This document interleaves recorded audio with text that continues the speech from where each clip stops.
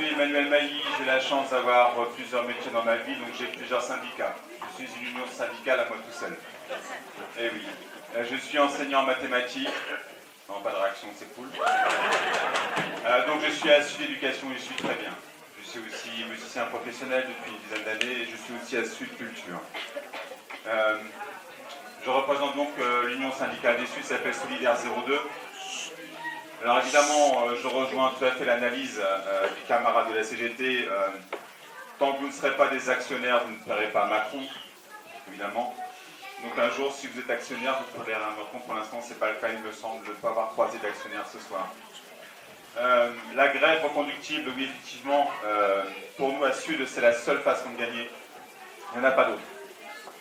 Et la difficulté qu'on rencontre au quotidien, parce que moi je suis en grève depuis le 5 décembre, évidemment pendant les vacances je n'ai pas pu me mettre en grève parce que les gamins n'étaient pas en cours, et j'y suis retourné cette semaine. Je trouve que ce mouvement est beau. Il est beau pour plusieurs raisons. Il est différent des autres déjà. Il est différent pour sa période, c'est la 4e fois en 28 ans que je vais en combat contre les grèves. J'ai gagné en 95, après j'ai que perdu. Bon. Mais il est encore plus beau que les autres. Déjà, il est beau parce que les Gilets jaunes sont passés avant nous. C'est vrai que les Gilets jaunes et les syndicats, c'était compliqué au début, en décembre dernier. On se reniflait et c'était compliqué. Vous aviez un discours anti-syndical, et du coup, on a eu du mal à aller vous chercher. Et puis, Solidaire et FO, là, on est allé vous chercher au mois d'avril et depuis, on vit de beaux moments. Donc là, il est clair que les Gilets jaunes, s'ils ne sont pas là, les manifs, elles sont moins importantes que le samedi, c'est évident. Si les Gilets jaunes, c'est pas là, on ne fait pas d'opération de barrage gratuit. Nous, à Solidaire, on n'est pas capable d'amener 100 personnes pour faire un barrage gratuit comme on l'a fait l'an passé. Donc les choses ont changé. Donc déjà, merci aux Gilets jaunes, sans aucune démagogie. Merci beaucoup. Alors, quelle est la force d'un Gilet jaune par rapport à un syndicaliste comme moi? Un Gilet jaune, c'est têtu. Déjà, il ne respecte pas les parcours. Non. Et on ne devrait pas les respecter. Ok. Je sais que vous n'aimez pas respecter des parcours et parfois c'est compliqué pour les confédérations syndicales. Nous, à Solidaire, on s'en fout. Ok. Déjà, ça n'a pas de représentants et ça n'a pas de plateforme revendicative. C'est compliqué d'avoir des représentants. Et ça, par contre, c'est votre faiblesse. Mais votre force, c'est que vous n'écoutez personne. Donc, gardez cette force. Okay. Moi, je suis donc en grève depuis le 5 décembre et je suis aux côtés des copains de cheminots. J'ai fait ce choix, comme les copains de Sud Éducation, d'accompagner les cheminots. C'est-à-dire piquer de grève à 5 h du matin, tracter 8000 tracts pendant les vacances pour amener aux 2 manifs départementales pour rencontrer un beau succès. On n'avait jamais vu ça dans l'Aisne, avoir 2 manifs de 600 bonhommes et 600 bonnes femmes, le 28 décembre et le 4 janvier. On n'avait jamais vu ça. C'est extraordinaire. C'est absolument génial. Même si on perd un jour sur les retraites, ce que je ne souhaite pas, on a au moins gagné tout ça. Tous ces gens-là. On a gagné cette force. Moi, en tant que syndicaliste à Sud, je milite depuis 15 ans. Je n'ai jamais rencontré autant de collègues furieux en salle des profs, même les tout mous. Les tout mous réclament des âgés, rendez-vous compte. Je suis débordé par les âgés. Le midi, même le soir, on me réclame des âgés. Des âgés interdeniers, c'est-à-dire que les profs des instituts et les profs de collège et de lycée veulent se rencontrer et discuter ensemble. C'est absolument génial, vraiment. J'ai découvert aussi pendant ce mouvement ce qu'était l'interpro. Enfin, je l'ai rencontré en allant tous les jours au combat avec les copains cheminots. Les copains de Sudrail, mais les copains de FO, de CGT. On était tous ensemble. Et le samedi, quand on appelle au manif, ils m'ont rejoint les copains des Gilets jaunes, quoi. Ce midi, on a bloqué le rond-point de Fayet à Saint-Quentin. Les syndicats n'étaient pas majoritaires. Les gens qui étaient majoritaires, c'était les Gilets jaunes. Point barre. Donc ça, on a un mouvement vraiment. Les suites à venir sont déterminantes jusqu'en 2022, la prochaine élection. Si Macron, il ne faut pas qu'il se représente, il ne faut pas qu'il gagne. Ça serait une catastrophe, quoi. On est d'accord là-dessus. À moins que vous deveniez actionnaire. Moi pas en tout cas. Okay. Donc là, déjà, rien que pour, on est quel jour là? Le 11 janvier. Rien que du 5 décembre au 11 janvier, moi j'ai vachement grandi dans la lutte. J'ai grandi au collège, j'ai grandi le soir avec mes potes instituts que je ne fréquentais pas avant, hormis pour faire des cours de maths partagés. Mais vraiment, vous me vendez du rêve et je vous remercierai jamais assez. Cependant, ça c'était pour l'écouter, je flatte le peuple. Maintenant vous allez prendre cher. Allez, c'est comme ça. On est à sud, on n'est pas à sud. Ok. J'en ai marre de manifester avec des retraités. Ah bon? J'aime beaucoup les retraités. Eh ben, on peut rester Mais chez j'ai nous, hein. l'impression de manifester qu'avec des retraités ou des gilets jaunes. Je pense que la jeunesse, alors évidemment c'est un mouvement compliqué pour la jeunesse, se projeter quand on a 20 ans à la retraite, dans un monde où tous les jours on leur répète que s'il fait 2 degrés de plus, la Terre va brûler, ce qui est vrai. Mais la culpabilisation et ce discours hyper négatif retransmis par les discours dans les réseaux sociaux font que les gamins actuels n'ont pas de perspective. C'est compliqué. On est une jeunesse qui n'a pas de perspective d'avenir positive.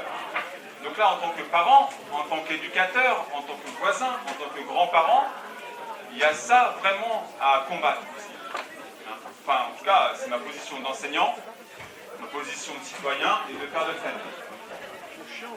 Ouais, Vous pouvez pas leur demander, s'il vous plaît. en tout cas, oui. Vous pouvez pas leur demander de baisser de faire un petit peu plus respectueux. La dame me demande. En tout cas, ce que je veux que vous gardez de mon petit discours, c'est le côté positif de la lutte.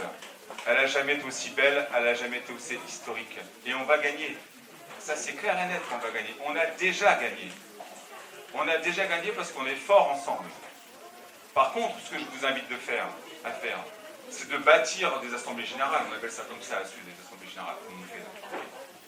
Chacun a le droit à la parole et au même pouvoir que les autres. Il n'y a pas des spécialistes. Il y a des gens expérimentés de la lutte, comme moi, ou comme les copains du Sud-Rail, ou comme camarades de la CGT, ou maintenant les Gilets jaunes. Mais il n'y a pas d'experts. Vous avez chacun la même poids, la même masse et la même valeur. Et ce discours-là, vous devez le garder. Et vous devez ensuite faire des assemblées générales. Où ça? Dans vos établissements, si vous avez la chance de travailler. Là où vous pouvez faire des assemblées générales et discuter, argumenter, faites-le. On a déjà gagné. On a déjà tous gagné. N'ayez pas peur de l'avenir. Et syndiquez-vous, c'est vachement important.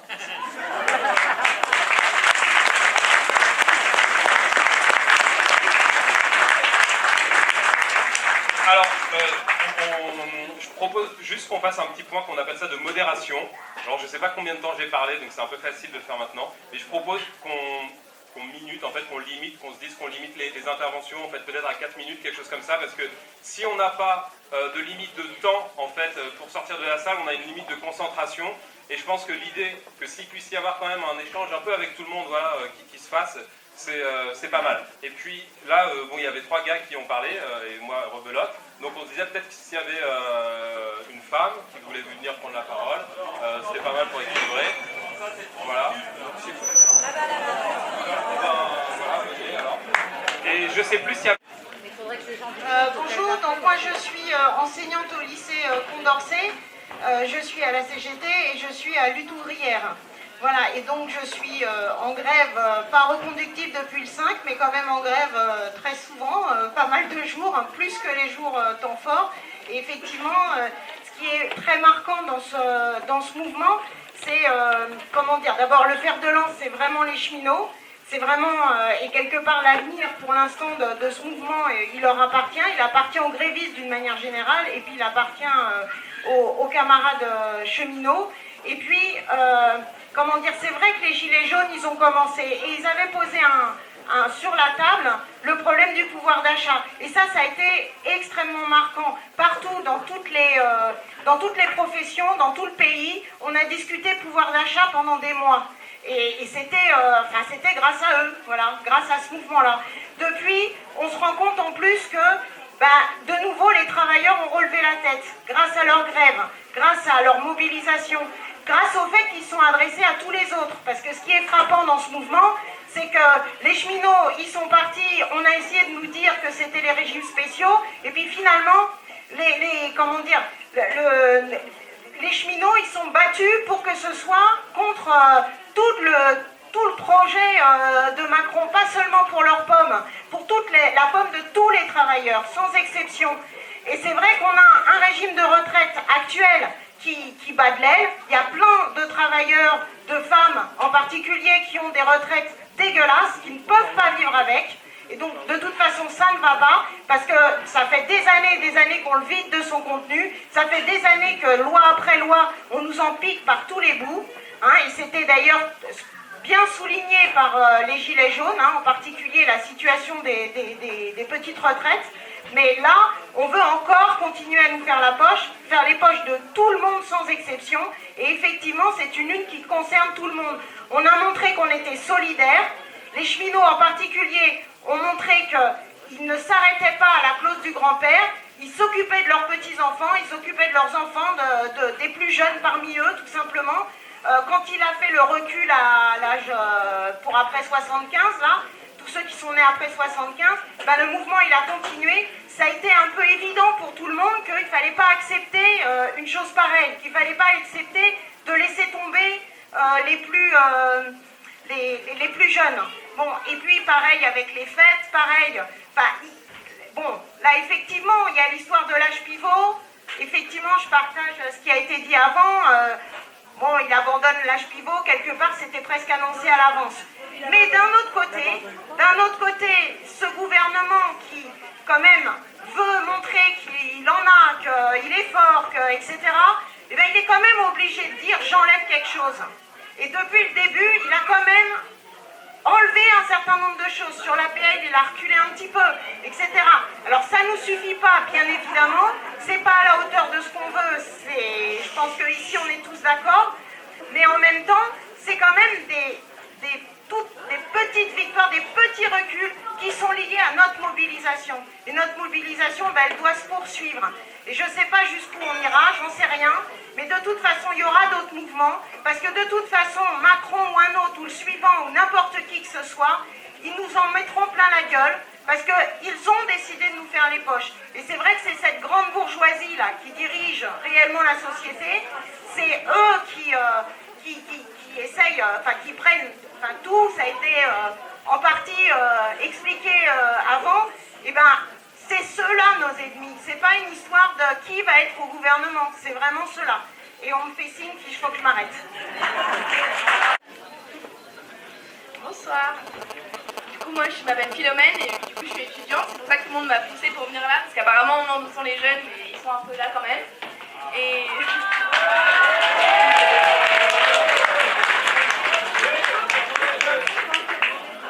Et du coup, moi, je suis militante au NPA Jeunes, au nouveau parti anticapitaliste, et je suis aussi militante à Révolution Permanente. Je sais pas si vous connaissez.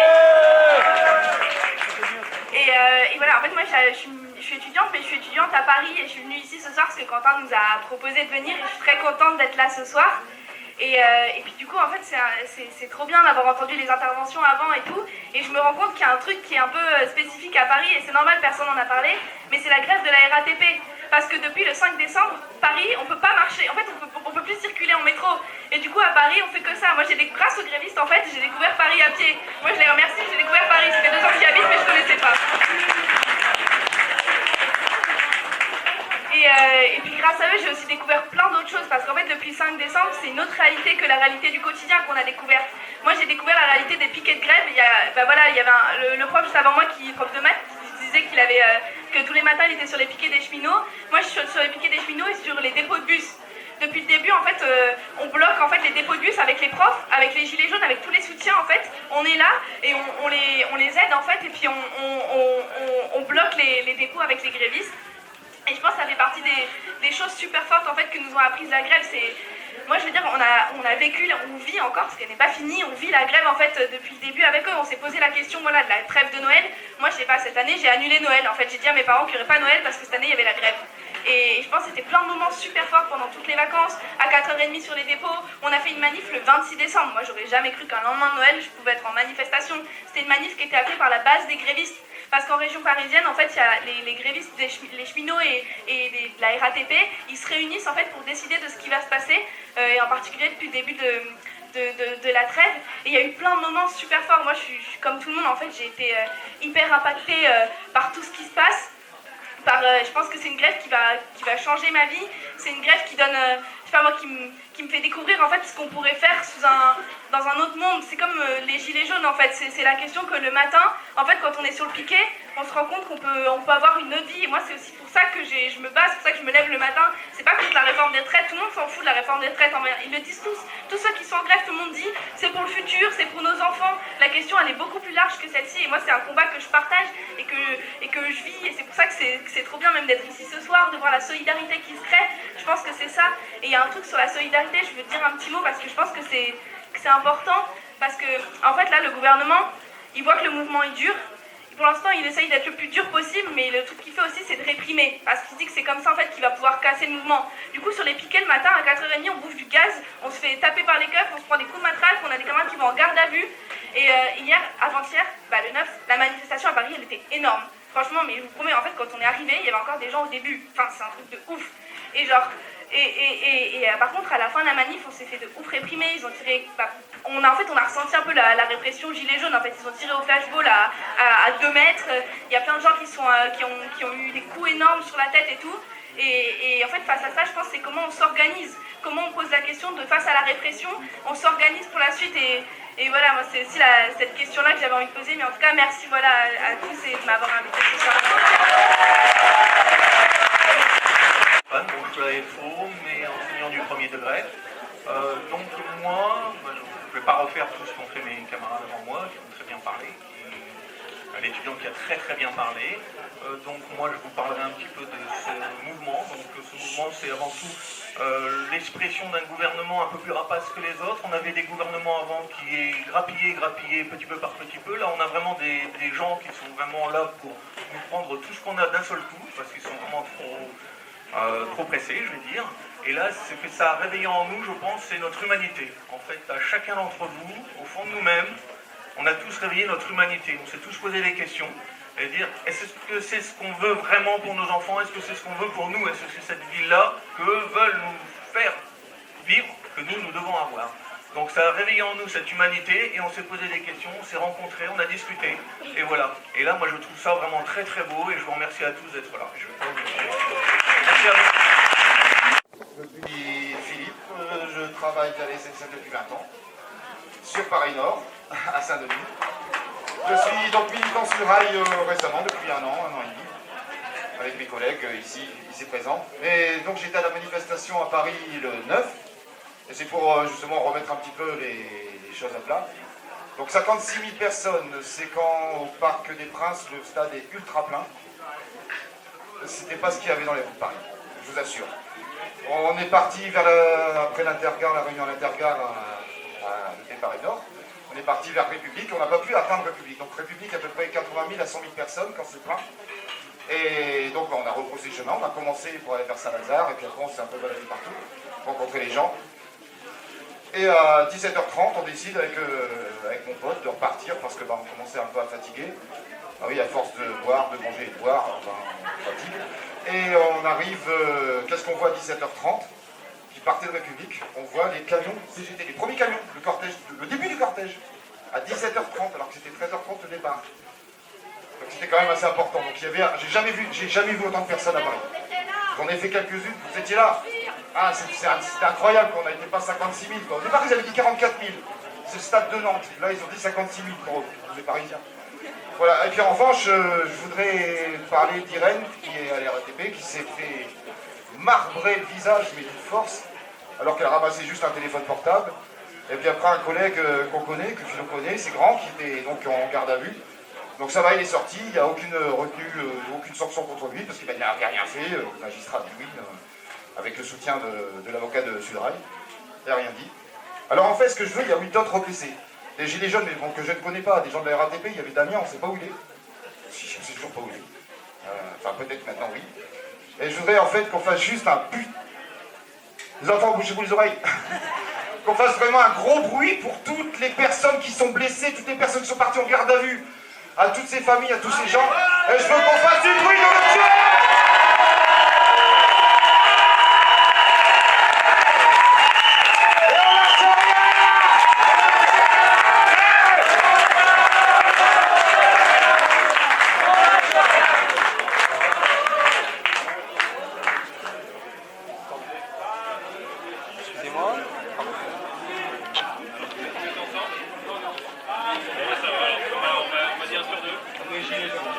Allez, Bonsoir, je m'appelle Xavier, je travaille dans le privé, je suis gilet jaune. Et donc jeudi, on était tous à Paris. Excusez-moi. Donc je m'appelle Xavier, je travaille dans le privé. Et donc je suis gilet jaune depuis depuis le 17 novembre dernier. Excusez-moi. Et donc nous étions tous à Paris le 9. Et donc d'entrée, quand on est arrivé à la gare Saint-Lazare, nous avons deux strict-médics de Soissons, Sylvain et Fabienne, qui étaient en garde à vue pour port de casque et plus gilet de protection. Ils ont passé 3 heures dans une cellule dégueulasse. Et donc il faudrait au moins les applaudir. Voilà.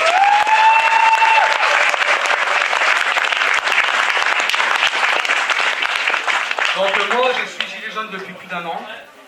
Donc ça fait depuis plusieurs années j'ai éveillé ma conscience sur ce qui se passait à travers le monde, y compris la France.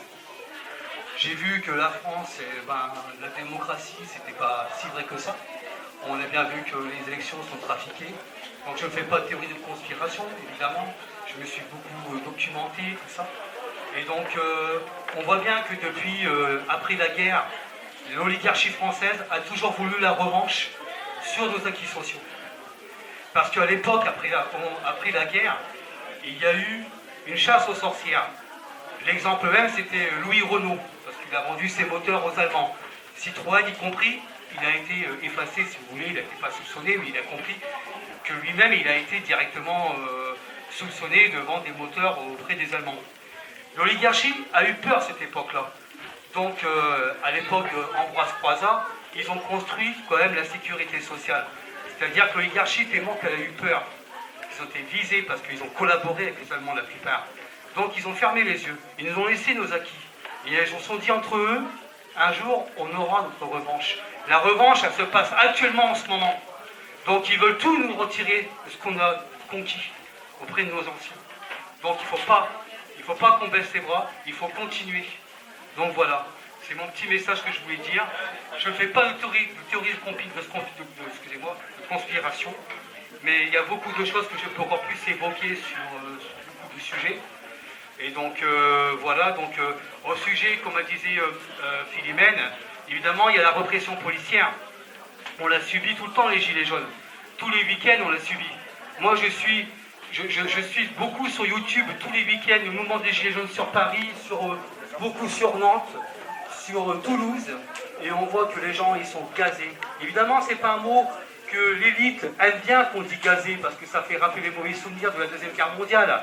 Évidemment qu'on est gazé, parce que le gaz, il y a un scientifique gilet jaune qui s'est penché là-dessus. Apparemment, il y aurait du cyanure dedans.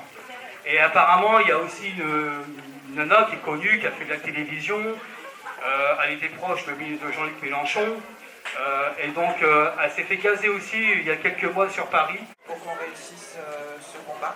Moi aussi, je suis l'Afrique du 7 novembre. Je ne veux pas participer à toutes les manifestations. Vous m'entendez pas? Ça y est, c'est mieux. Il faudrait qu'ils se taisent Voilà. en bout. Excusez-moi, alors les gens qui sont au bar là-bas, merci d'être venus. Si vous voulez parler, est-ce que vous pouvez aller dehors? Voilà. Sinon, vous allez dans le chapiteau là-bas, on a commencé à chauffer aussi si vous avez trop. Voilà, non mais juste parce que tout le monde ne peut pas parler aussi fort et la sono n'est pas très très importante. Je vais essayer de parler un peu plus fort. Toujours je gueule, alors ça marche pas. Donc bonne année à tous, qu'on réussisse le combat Gilet jaune. Moi je suis Gilet jaune un peu du social, je suis éducatrice en psychiatrie. Les hôpitaux aussi, ça va mal. Et ils ne nous aident pas non plus parce qu'ils suppriment beaucoup de subventions. Donc déjà, parce qu'ils n'ont pas renouvelé au niveau, je ne sais plus comment on appelle, des études de médecine. Donc les médecins, on n'en a plus beaucoup. Moi je suis revenue dans les hôpitaux il y a 15 ans. On avait à peu près 6 infirmières le matin, on n'en a plus que 2. S'il n'y a pas de femmes de ménage parce qu'elles sont malades, tant pis, il n'y a pas d'hygiène. Donc dans une journée, il n'y aura personne. On manque d'infirmiers, on manque d'aides-soignants, on manque de médecins. Nous, les psychiatres sont bons, ils sont pas renouvelés, on n'a pas d'anesthésiste. Voilà, le monde de la santé va aussi très mal. donc il n'y a pas assez d'urgentistes. Donc tant pis pour votre santé, hein, parce que c'est des hôpitaux publics, vous n'avez pas de sous, vous n'irez pas dans les cliniques privées où vous payez, et tant pis pour vous. Et ça c'est dommage aussi, et c'est pour ça aussi qu'on est là. Donc les retraites des hospitaliers, c'est pas mieux non plus. Moi je suis en retraite depuis le 31 décembre et je continue à mi-temps parce qu'on s'en sort pas. Donc c'est pour ça aussi qu'on est gilets jaunes, qu'on aide les autres aussi parce que voilà, les démunis de la rue, les gens qui ont du mal à s'en sortir, on est là aussi les gilets jaunes. Et moi je suis fière d'être gilet jaune pour ça. D'abord parce qu'on a trouvé une solidarité avant, parce que je trouvais que le français était individualiste, égoïste. On se croisait, on ne se voyait pas. Maintenant, on se dit bonjour, on se dit tu, on se sourit. Et je trouve que c'est une belle aventure et qu'on la continue ensemble et qu'on gagne ensemble. Merci à vous tous.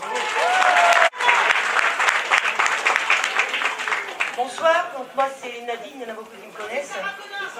Sarah Connor. Je vais être très bref, je voudrais revenir sur ce que mon ami Gilles Jaune a dit à propos du gazage et du cyanure dans ce qu'il nous envoie. Moi j'ai fait les examens. Il faut savoir que le taux normal de cyanure pour un fumeur, donc moi je suis une grosse fumeuse, c'est de 6,1%. Moi je suis à 16,8 depuis que j'ai été gazée. Du premier jour où j'étais gazée, c'est-à-dire le 16 mars où on en a pris plein la gueule, j'ai été gazée 12 fois dans la demi-journée. Donc mon taux il est à 16,8 et il descend toujours pas. Donc les examens ont été faits à Bruxelles parce qu'en France c'est pas pris en charge. Ils savent même pas ce que c'est. C'est payant. Voilà quoi. Je vais pas m'étaler là-dessus, il n'y a pas de CRS dans la salle, j'espère, parce que...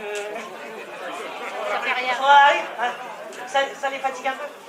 Je voudrais juste revenir un petit peu aussi sur la solidarité, c'est ce qui nous unit depuis plus d'1 an maintenant.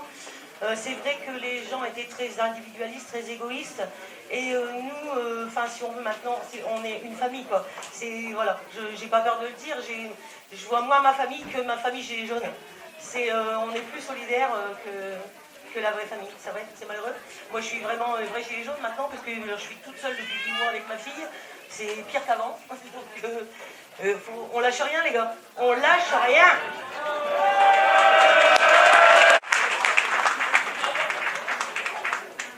Bonsoir à tous, moi c'est Vincent Deligne, je suis cheminot, conducteur et en grève depuis 38 jours.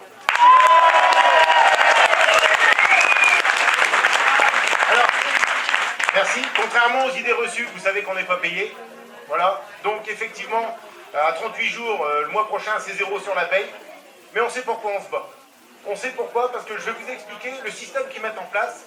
Ils l'ont mis en place en 2008 à la SNCF. L'âge d'ouverture des droits, la décote, l'âge pivot, c'est simplement pour une chose. C'est pour faire baisser vos pensions. Ça veut dire qu'on va précariser déjà quelqu'un qui travaille. Et en plus, quand il va être en retraite, ça va être encore plus bas que ce qu'ils pensaient. Et le leur des 1000 €, c'est une belle connerie. Pourquoi une belle connerie? Parce qu'il est soumis à des critères. Et si ces critères de 43 ans de cotisation, si c'est pas le SMIC minimum que vous avez touché, vous n'aurez jamais vos 1000 €. Donc ils vous la mettent bien profond. Je suis désolé de le dire comme ça. Voilà. Et pour vous le dire, parce que nous, justement, on y est à ce système. Et ce système a été mis en place par la CFDT, donc vous imaginez quand même. Et il n'y a aucun moment où les pensions n'ont augmenté. C'est pas vrai. Vous avez été plus loin, vous avez cotisé plus longtemps pour toucher moins. Là, voilà la réalité. Et ce qu'ils veulent faire, c'est mettre la main sur le fonds de caisse de retraite qui existe de plus de 300 milliards. C'est mettre les Français les uns contre les autres en disant « Regardez eux, c'est les privilégiés ». Alors que c'est une belle connerie. Parce qu'aujourd'hui, le gouvernement ne veut pas mettre un simulateur en ligne. Et pourquoi il ne veut pas vous expliquer ce que vous allez réellement gagner? Parce qu'il va vous piquer le pognon. Parce qu'il ne veut pas vous montrer que demain il va vous appauvrir encore plus que ce que vous êtes aujourd'hui. Là, voilà la réalité de la chose. Alors ouais, on est en grève. On est en grève pour les Français, on est en grève pour les travailleurs, parce que travailler, la retraite, c'est pas une allocation, c'est ce que vous avez cotisé. Et ce que vous avez cotisé, vous l'avez gagné et on doit vous le rendre. Et c'est ce qu'ils veulent pas justement. Et l'arbre qui cache la forêt, c'est simplement une chose. C'est aujourd'hui, on veut capitaliser et derrière on veut mettre des assurances pour vous faire palper. Alors, on veut vous faire palper pourquoi? Parce que c'est les plus riches qui en arriveront. Et aujourd'hui, dans les exemples qui sont mis en place par le gouvernement, il faut gagner quand même plus de 10 000 balles par mois pour faire, à partir de 62 ans, du plus. Donc tous ceux qui sont en dessous feront du moins. Et qui sait qui gagne plus de 10 000 balles par mois? Eh ben c'est pas nous. Voilà. Donc, je vais faire court. De toute façon, le système, et depuis qu'il y a des réformes sur les retraites, ça n'a fait qu'appauvrir les gens, baisser les pensions. Pourquoi? Parce que leur objectif, c'est de nous faire cotiser plus longtemps et vous allez crever au boulot. Et quand vous serez crevé, il ne faut pas rêver, hein, les pensions de reversion, elles n'iront pas à votre épouse, ils ne vous les rendront pas, donc ils vous baissent. Donc aujourd'hui, ce combat, il est clair, on ne peut pas le perdre.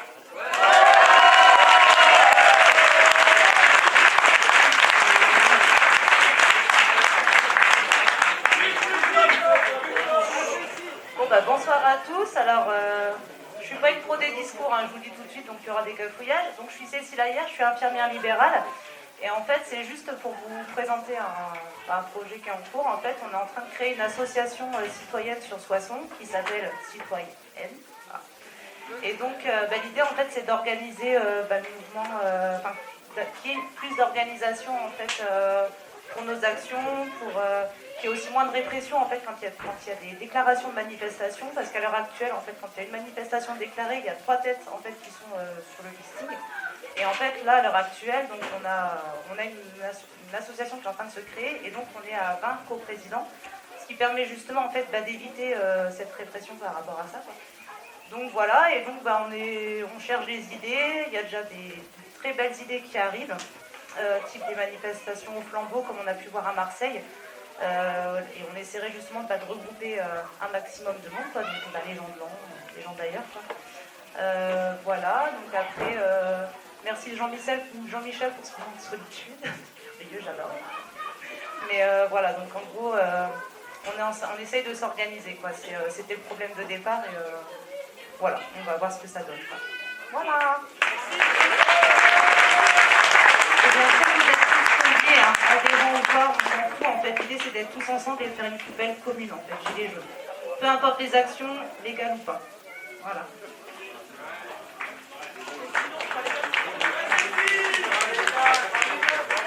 Alors, bonjour, moi je m'appelle Dani, je suis gilet jaune depuis le début, ça fait 1 an et demi bientôt.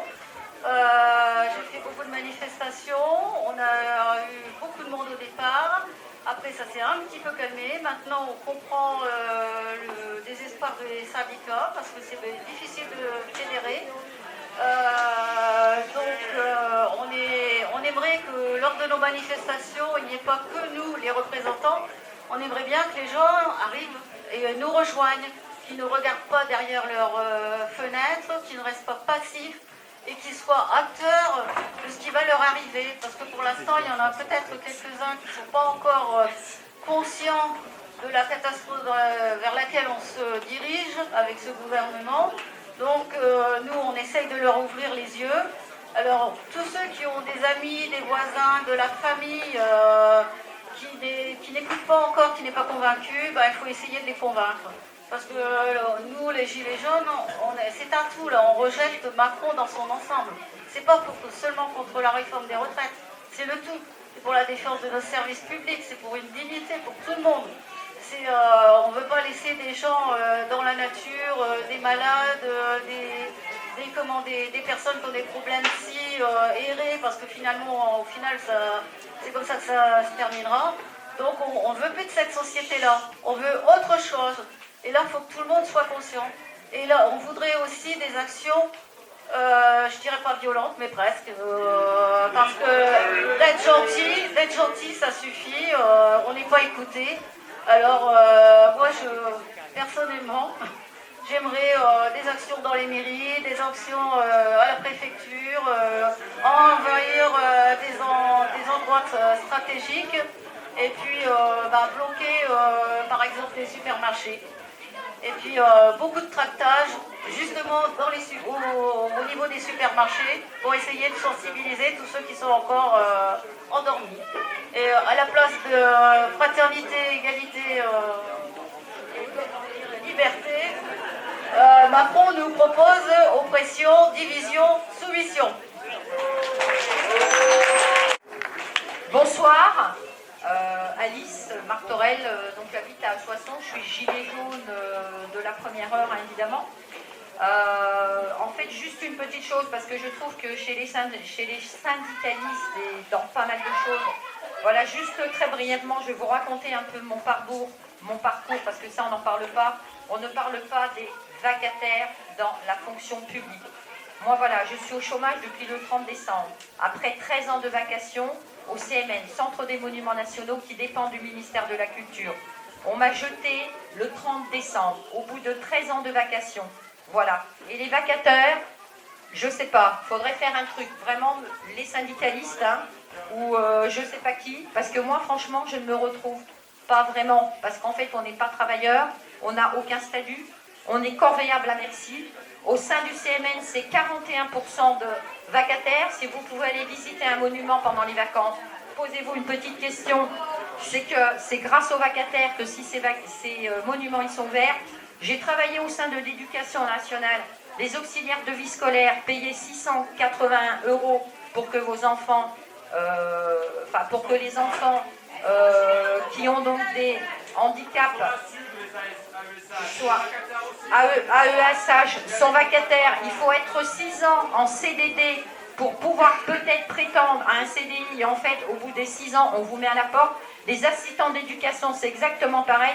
Alors moi, j'ai seulement un mot en fait à vous dire, à vous les syndicalistes, parlez, excusez-moi, je vais être mal poli, bouchez-vous les oreilles, putain de merde de ces vacataires. On est corvéable à merci. Personne ne parle de nous, parce qu'on n'est ni chômeurs, ni travailleurs, mais on est où? Enfin, moi, en tout cas, j'ai 53 ans, je suis au chômage au 30 décembre. Voilà. Et je pense que oui, il va peut-être falloir mener des actions un peu plus violentes que ce qu'on a pu mener, s'attaquer peut-être comme le 1er décembre, en fait, à un monument qui est très symbolique. Pourtant, j'aime le patrimoine. Dieu seul sait si j'aime le patrimoine. Dieu, peut-être un peu moins. Ni Dieu, ni maître, hein, d'ailleurs. D'ailleurs, et bravo à la fédération anarchiste qui est là également. Bravo, parce qu'on n'en parle pas beaucoup. Mais alors, ce qui est très rigolo, je trouve quand même, c'est que les Gilets jaunes, on se retrouve un peu avec la fédération anarchiste. Hein, et on commence à se réintéresser à cette histoire de la commune. Je ne sais pas si vous connaissez, mais la commune de Paris, vraiment, réintéressez-vous à la commune de Paris, parce que ce qu'on vit là aujourd'hui, qui s'est terminé, à Louise Michel évidemment, qui s'est terminé dans un bain de sang. Hein.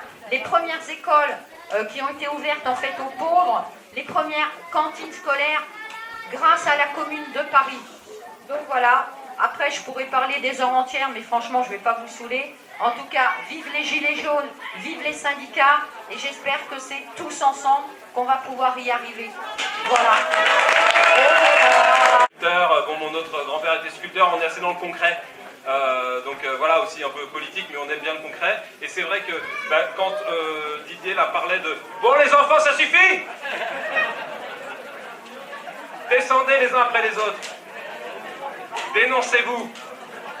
Il y en a un tout à l'heure, je suis monté, il a dit « Oui, c'est vrai, ils font vachement de bruit et tout. » Je lui ai dit « Ok, mais arrête de failloter, s'il te plaît. » J'espère qu'il a compris.